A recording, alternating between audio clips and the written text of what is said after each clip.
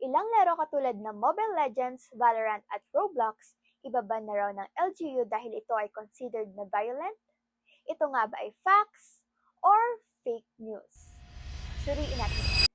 Last June 27, nag-viral ang isang Facebook post na umani ng daan-daang libong reacts patungkol sa pagban ng ilang mga video games ng LGU dahil sa pagiging violent. Ang nasabing post ay in-upload ng Malacanang Republic na shinare kinalauna ni Eric Eruption Tai, isang Filipino TV host at influencer. Ayon sa post, plano umano ng Local Government Unit o LGU na ipagbawal ang ilang sikat na video games tulad ng Mobile Legends, Valorant, Roblox, Minecraft, GTA 5, at PUBG Mobile dahil umano sa pagiging marahas ng mga ito. Ipinakita ang impormasyon sa anyo ng isang news update na kahawig opisyal ng anunsyo ng pamahalaan. Dahilan upang maraming netizens ang maniwala at ibahagi ito sa social media. Ngunit, totoo nga ang claim na ito? Upang malaman ang katotohanan, sinuri namin ng mga opisyal na pahayag ng Department of the Interior and Local Government o DILG, ang kanilang opisyal na website pati na rin ang Presidential Communications Office o PCO at Official Gazette.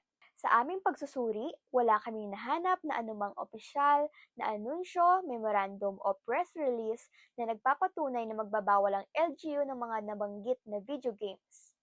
Wala ring inilabas na pahayag ang DILG, PCO o Official Gazette tungkol sa naturang claim.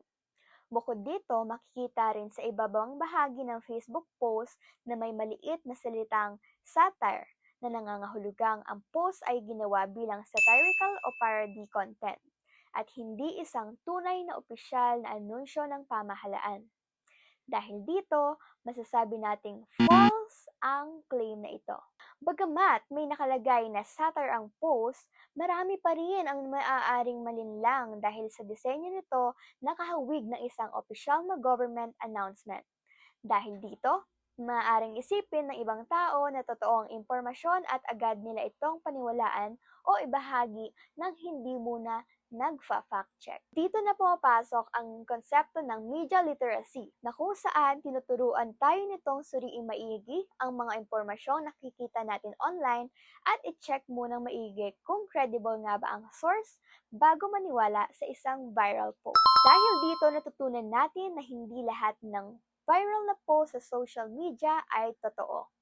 Kaya sa susunod, mas maging maingat at siguraduhin magpa-fact check muna bago maniwala o magbahagi ng anumang impormasyon online.